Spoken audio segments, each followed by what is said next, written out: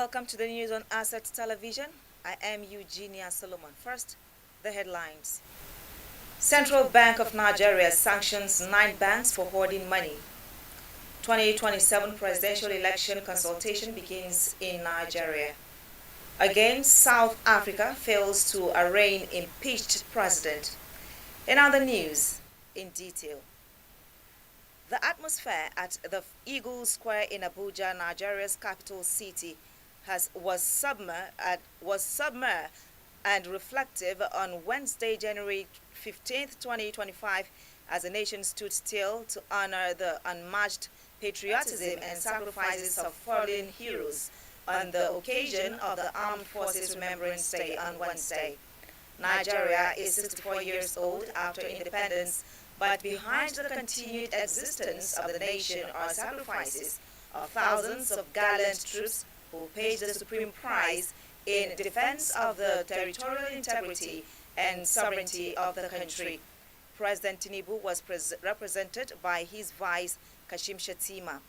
Aside from Shettima, other members of the cabinet were present to honor the fallen heroes and their families with the laying of wreaths, among other military rituals, including gun salute.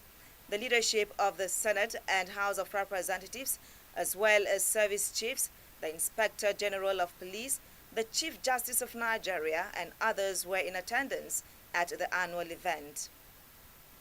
Well, the Central Bank of Nigeria, CBN, has sanctioned 9 deposit money banks with fines totaling 1.35 billion naira for failing to ensure cash availability via automated teller machines during the festive seasons. Each of the banks was fined 150 million naira following sports checks that revealed non-compliance with the Apex Bank's cash distribution guidelines. The affected banks include Fidelity Bank PLC, First Bank PLC, Keystone Bank PLC, Union Bank PLC, Globus Bank PLC, Providence Bank PLC, Zenith Bank PLC, United Bank for Africa PLC, and Sterling Bank PLC. The fines will be directly debited from the bank's account with the CBN. In a press statement, the acting director of corporate communications at the CBN, Hakama Sidi Ali, emphasized the regulator's commitment to ensuring seamless cash availability. Well, the Senate Committee on Information and National Orientation on Tuesday described the 8.9 billion naira 2025 budget allocation to the Federal Ministry of Information and National Orientation as inadequate. Consequently, the committee summoned the Minister of Budget and Economic Planning, Atiku Bagudu, to appear before it for consultations on increasing the ministry's budget allocation.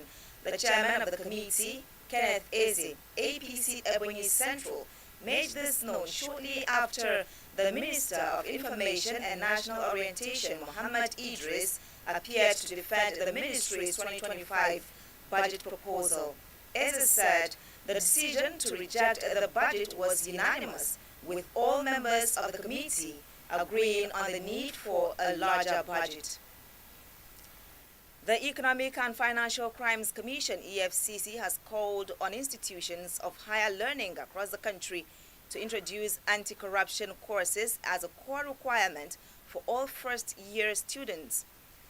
The anti-graft agency said the introduction of the courses would equip undergraduates with the necessary knowledge and understanding about the pervasive issue of corruption in the country and the significant roles they can play in combating it. A statement by the EFCC spokesperson Dele Oyewale said the Commission's Kano Zonal Director, Ibrahim Shazali, made the call while receiving the Vice Chancellor of the Yusuf Maitama Sule University, Professor Mukhtar Kurawa, in his office. He further disclosed that the EFCC, in its public enlightenment and engagement campaigns, already has integrity clubs and zero tolerance for corruption clubs in primary, secondary, and tertiary institutions, and assured the VC that such clubs would soon be established in Yusuf Maitama Sule University. Earlier in his opening remark, Kurawa disclosed that the university has recently established the Department of Cybersecurity to address the pressing need for skilled professionals in the field of information technology and security.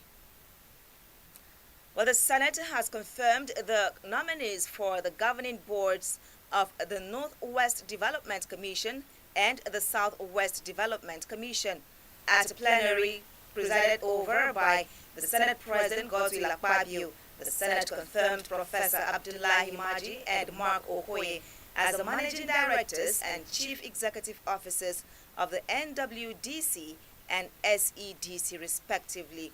The development followed the adoption of the report submitted by the Ad hoc Committee on Regional Development Commissions chaired by Senator Oji Uzo Kalu, APC Abia North.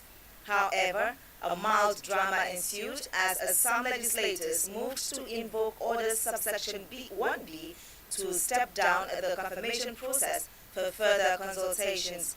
The move failed as the Senate voted to dissolve into the Committee of the Whole to consider the report, in the course of which all the nominees of both commissions were approved. The confirmed nominees are the 14 board member nominees of the NWDC, led by Lawal Samaila Abdullahi as chairman and Professor Maji as managing director and chief executive officer. As the political race ahead of the 2027 presidential election begins to gather momentum, with political gladiators indicating interest in the election, Prince Sami Charles has not only indicated interest but advised against voting mediocre into power. Sami Charles, a one-time aspirant on the platform of the Labour Party, said Nigeria is too complex to be left in the hands of those who have nothing to offer.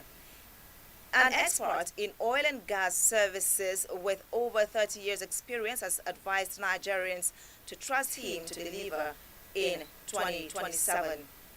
Asset Television News will make a return after the break. Stay with us.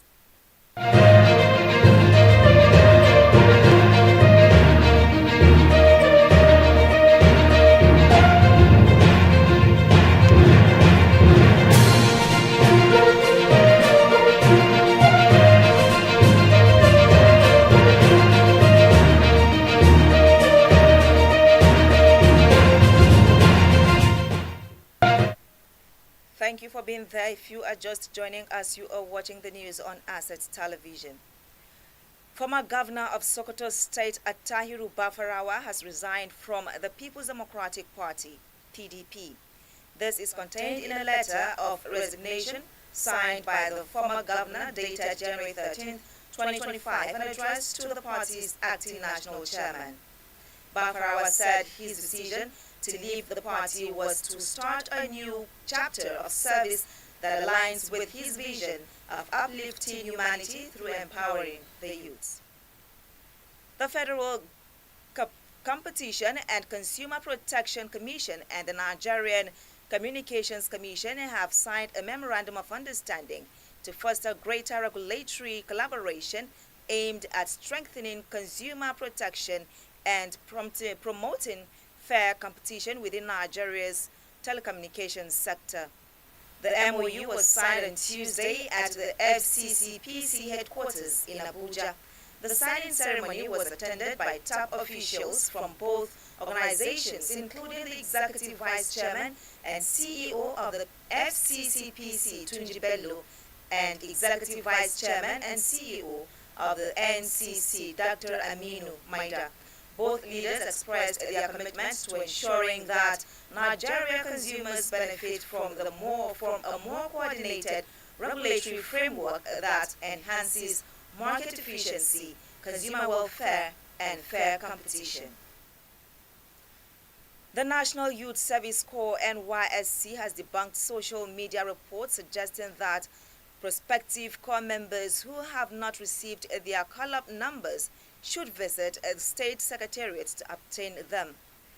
NYSC Acting Director of Information and Public Relations Caroline Embo in a statement, asked the general public to ignore such claims, saying that they did not emanate from the scheme. She said all communication between the prospective corps members and the scheme are done through their individual dashboards and via its official approved social media platforms.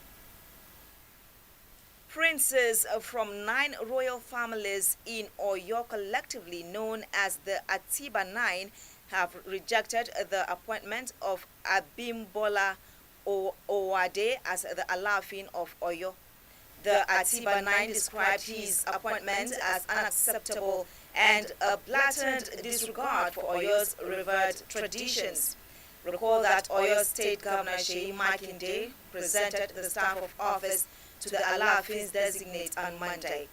The Atiba Nine criticized the decision, accusing Makinde of basing his action on a proclamation by US-based Awis Agbaye professor Wande Abimbola, who claimed that Ifa chose Owade as the next Alaafin of Oyo. They argued that Owade's appointment was not only contrary to the deeply rooted customs, culture and traditions of Oyo, but also a violation of the rule of law which should guide the selection process for the throne. Prince Shino Afolabi of the Adeyton royal family, on behalf of the 9 royal families, reiterated that the families have legitimate claims to the throne, insisting that due process must be followed to uphold the integrity and sanctity of Oyo's royal institutions. Well, on the foreign scene, South Korean investigators are trying once more to arrest impeached President Yoon Suk-yeol following a failed attempt earlier this month. Investigators are trying again after a court granted them an extension to their previous warrant. Lawyers for Yoon, who have been seen arguing with police, previously criticized the plan to use police officers in the arrest, calling it a betrayal of the public. Yoon's impeachment trial, which will decide if he is removed from office, started yesterday, but ended within 4 minutes because of his absence.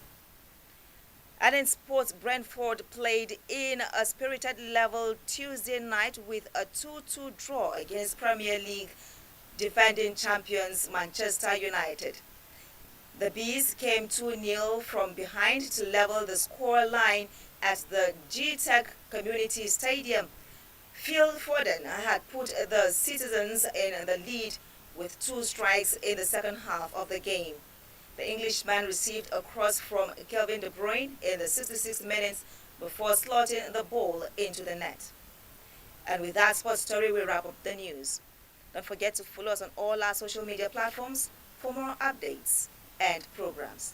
On behalf of the entire news crew, I am Eugenia Solomon. Thank you for watching.